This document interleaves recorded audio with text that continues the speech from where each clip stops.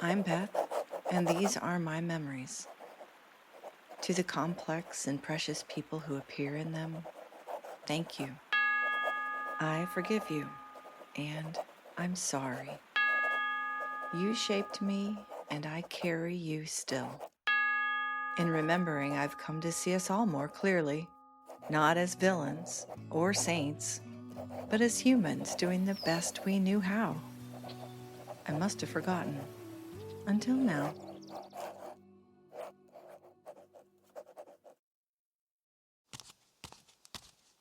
Sometimes my high school life seemed linear, always walking forward towards graduation. Sometimes my footsteps were light and fast, and other times they were slow and careful. But a few times the path I traveled crossed someone who taught me a lesson. The kind of lesson that we learn when we reveal a side of ourselves that we're not proud of. Where we are confronted with the fact that we aren't always who we believed ourselves to be. We were walking home to my house, Tracy and I, junior year at Normandy. The sidewalks were familiar, cracked in places. The path was lined with the same tired hedges and vine-choked chain-link fences that I passed daily on my walks to and from school. We chatted as we walked past the woods where the burnouts went during the school day to smoke pot. If they came back to class at all, their jean jackets and tied bandanas were thick with the smell of burnt rope. When I walked past that section in the mornings before school, I kept my gaze straight ahead. Out of the corner of my eye, I would see flashes of color in the woods, but the speech hushed as if silence rendered those kids invisible. The sun was bright, but the air was cool, a pleasant day for a walk outside. We had reached my neighborhood, close enough that the rhythm of our steps had slowed into something idle, almost ritual, autopilot engaged. The kind of walk where it's not the destination, but the conversation that dominates. We were deep in discussion about something that mattered then, but not enough to remember it now. We had passed the point where the paths to our houses split in two directions, but today we both turned towards mine. Rod was coming toward us, walking alone as he almost always did. Quiet, shy, hurtfully unpopular. He was in our grade and lived in my neighborhood, though I didn't know much about him beyond what everyone knew. He was brilliant, painfully awkward, and a magnet for cruelty. His skin was always broken out, and the healed areas were scarred and uneven, the kind of acne that made people wince. His intelligence, sharp and clear, only made him more tasty prey. People loved to knock down a quiet, competent challenger. He was bullied by everyone, not just the jocks or the loudmouths, but the theater kids, the band kids, the ones who were a punchline sometimes themselves and should have known better. Everyone wants to seem powerful to someone, I guess. I wasn't Rod's friend, not exactly, but I understood what it meant to be on the outside of things. I knew what it felt like to be a target, the one who stands out as an other, a throwaway. So I had made a silent vow. I wasn't brave enough to take the social hit to really befriend him, but I wouldn't add to his pain. I'd be neutral ground, at least that. Tracy glanced up and noticed him, then asked me, "Do you know him?" She sounded casual, like she was asking about a piece we were practicing for marching band. "Not really," I said. "but we always say hi." Rod was maybe 20 feet away when Tracy said something that changed the weight of the air around us. I have no idea what made her do it, but "Are you going to say hi to Beth?" she called out, too loud to be ignored. "Because she doesn't want you to." A stone, wrapped in a joke, lobbed with a chuckle. It created a suction that pulled even more warmth out of the air. I felt her instantly regret saying it, but she was already one leg in the quicksand. Her laugh was forced, performative, the kind that exposed she was trying to convince herself what she just said had been in jest. A hoot, garish and mandatory. Maybe the clucking would erase the preceding hasty remark. Maybe it would dull the impact if he felt like he was in on the joke. But I saw it land on Rod's face. The humiliation, the confusion, the confirmation of what the world had long taught him, that even the quiet ones weren't safe, that my casual compassion had been a setup. He had long ago learned it's better not to respond. He just kept walking, his face a mask of practiced indifference. But I saw it. I saw the flicker of hurt, the way his shoulders tightened and his arms clutched his pile of books closer to his chest. He looped wide to the side, walking off the concrete and into someone's yard to keep his distance, disappeared behind us without a word. His steady, retreating footsteps disguised the beating of a heart I dreaded was pounding with indignity. I was stunned, furious. Why would you say that? I never said that. I snapped, my voice brasher than I meant it to be. I halfway hoped Rod could hear me, to know that someone was on his side. Tracy blinked at me, caught, shame creeping onto her face, like she was surprised how rotten that had felt. Maybe she had thought he would have a snarky reply, but Rod would never fight back. His only defense was to minimize the interaction. She had probably hoped I would just let it go, but my shock made that impossible. She seemed to wish she could take it back. But once it was said aloud, there was no taking it back. That was more than 4 decades ago. I've forgotten so many things, locker combinations, names of people I knew, the rooms where I spent years of my life. But I haven't forgotten Rod's face. I haven't forgotten the way callousness can be so casual, how it can slip out of someone's mouth disguised as a joke, reopening old wounds and leaving a permanent scar. I still believe that people don't always consider the damage words and deeds can leave behind, that a careless moment can echo. That day with Tracy and Rod was one of those moments. I didn't know how to process it then, but I felt the bruise. I saw it land. Tracy wasn't cruel. She had kindness and compassion at her core. I had never seen her say something like that before to anyone. But on that day, a split second of trying to be edgy piled another straw onto a camel already staggering under the weight of a million other straws. I don't know what happened to Rod. I hope he found people who saw him clearly, who didn't recoil or mock or place his discomfort as the butt of a joke. I wonder if he remembers this even happened. But then I realized it wasn't singular to him. It happened far too often. But I carry that moment with me, not because the pain was planned or even intended. Not because we were villains, but because I was a witness to an uncharacteristic moment of bad judgment. And witnesses have a responsibility to reflect, to not euphemize unkindness, to remember what really happened. And it crystallized something in me, that I am responsible to treat everyone with dignity. And when I fail, I'm responsible to do what I can to make it right. I don't judge Tracy for that momentary slip because everyone, myself included, has moments that we wish we could take back. But that day sharpened something in me. It made me start to pay attention to the way unkindness lands, to understand that it matters to try to give a voice to those walking past, clutching their books against a world intent on breaking them.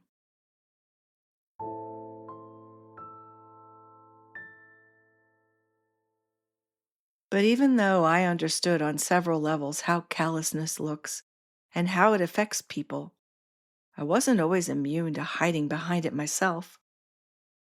I never would have intentionally set out to hurt someone. But there was an incident that stays with me, a moment of selfish heartlessness I always wished I'd handled with more grace. One of the summer events that we looked forward to every year was the marching band trip to Cedar Point. The amusement park would bring us in for free, and all we had to do was parade march for 5 or 6 songs, wearing matching orange t-shirts that identified us as band members. We would recycle songs we'd learned the previous year or for the 4th of July parade, so it was mostly fun and not too much preparation. School buses carried us to the gates, and then we walked into the park. Mr. S shouted the meeting point and time to be there for our parade. Here at the front gate at 11:15. Do not be late. The instruments would be brought in for us. We were not expected to carry our flutes and sousaphones around Cedar Point all day long.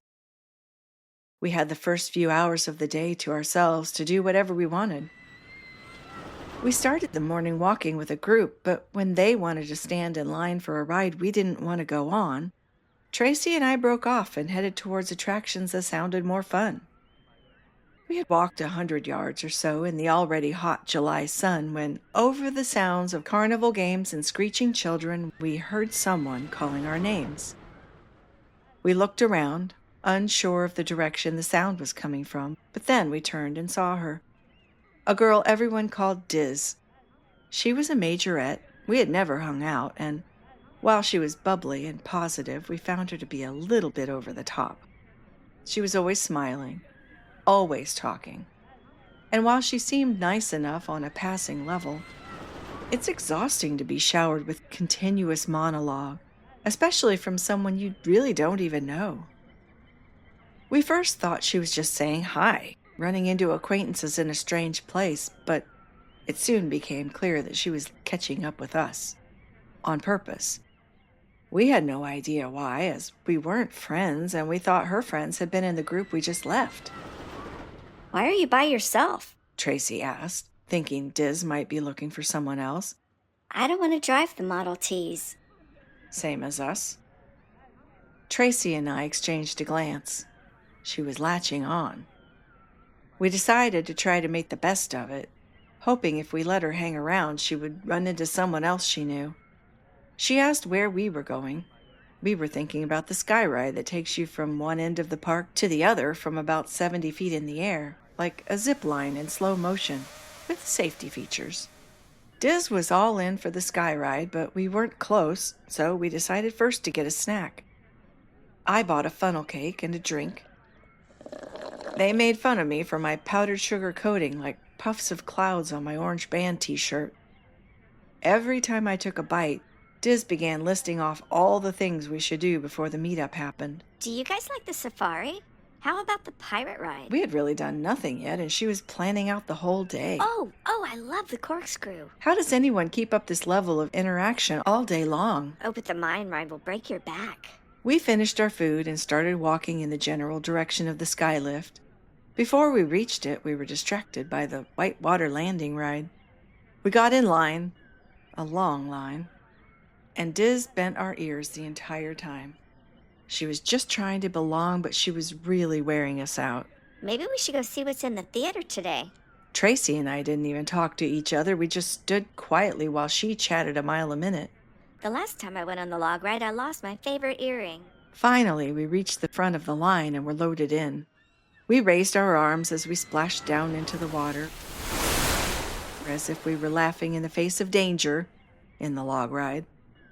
And I squinted. I always squinted on any kind of coaster because I was afraid the wind would steal one of my hard contact lenses. I hadn't even had any glasses I could see with since 7th grade, so if I lost one, that would be a problem. Tracy understood this. Diz wanted to know why my eyes were half shut. Were you that scared? The log ride was watery, not scary.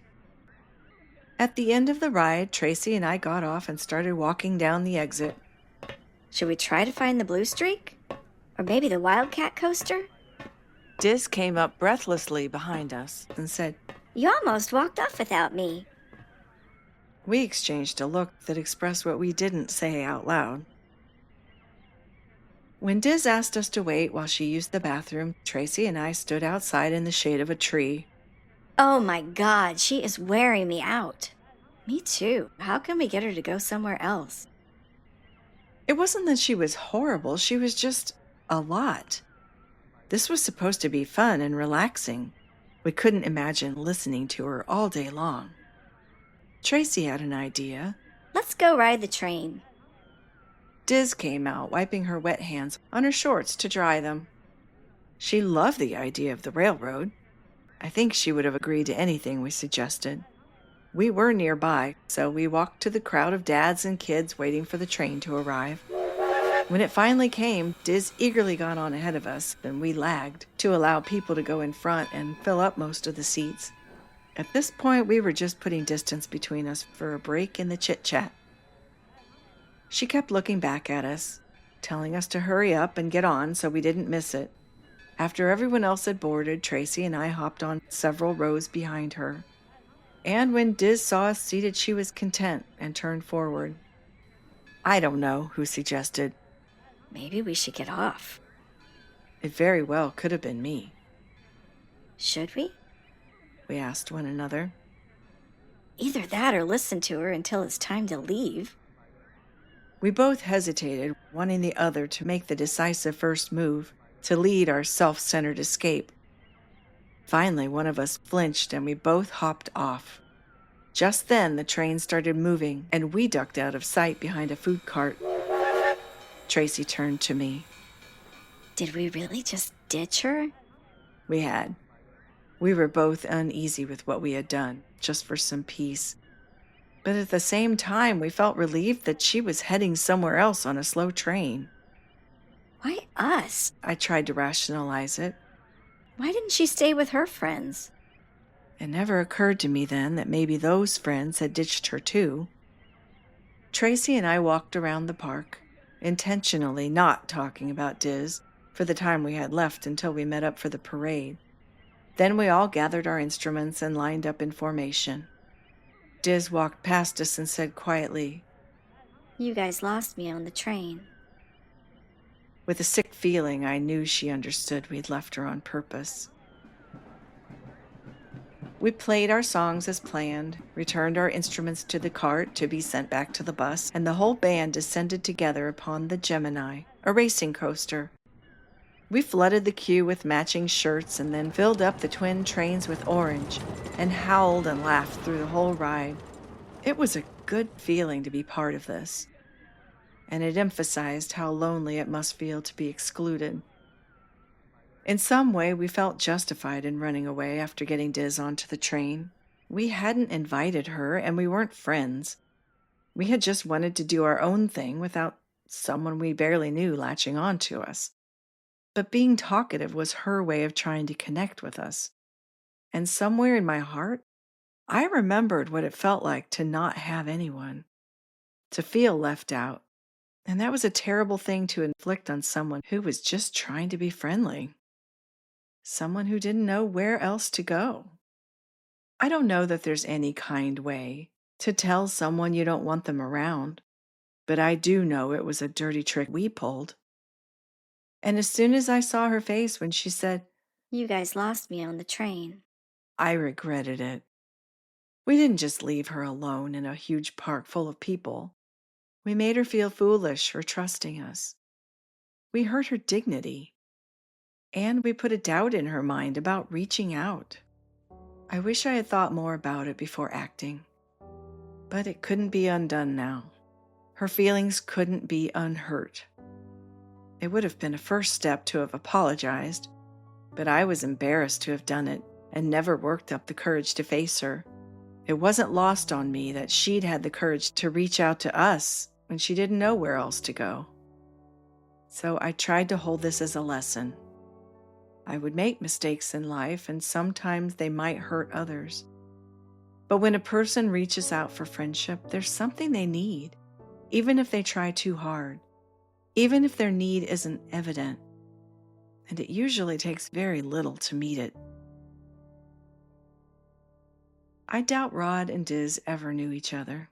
They probably never crossed paths, never shared a single moment. But in my memory, they stand only inches apart. One showed me how easily a joke can wound. The other showed me how easily my selfishness could hurt someone. I had felt protective of Rod because I knew he was vulnerable. I had felt cavalier with Diz's feelings because I didn't see her as vulnerable. Her need didn't look like the kind I recognized. I didn't know her well enough to realize I was wrong. These two interactions were brief. Each injury took only seconds to cause. And as I continued to grow into adulthood, reflecting over things I wished I could take back, I started to understand that the world I moved through might be more fragile than I could see, that I needed to take care as to how my footsteps fell and who they might land on, since stomping around like Godzilla was never my goal. Because while everyone has moments of thoughtlessness, we also all have moments of frailty. It's what makes us human.